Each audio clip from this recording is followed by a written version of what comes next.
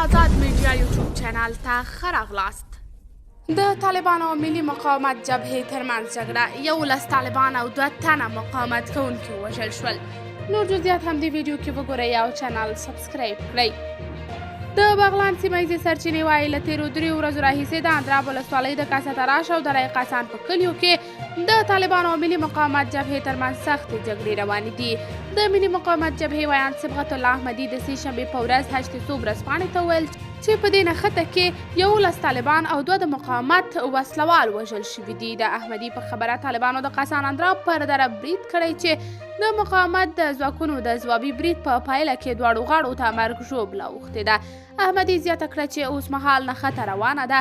هستې ورځپاڼه وایي د بغلان د اطلاعاتو او کلتور رئیس ته د څو ځلې زنګ وهلو سره نه دي توانېدلي چې د شخړې په اړه د هغه نظر ترلاسه کړي. یو شمېر سرچینو انډیپنډنس ورځپاڼې ته ویلي چې د مقاومتیانو د ځپلو لپاره هوایي ځواک لیږل شوی تر څو د یادې ډلې پټنځایونه بمبار کړي. په همدې حال د مقاومت ډلې یو غړي ضیا ویلي چې په یاده نښته کې یو مشهور طالب قمندان د خپلو څو ملګرو سره یو ځای وژل شوی دی. قدرمنو لیدونکو، تاسې د دې موضوع په هکله څه نظر لرئ؟ نظریات راسره کمنټ کې شریک، ویډیو لایک او چینل سبسکرایب کړئ.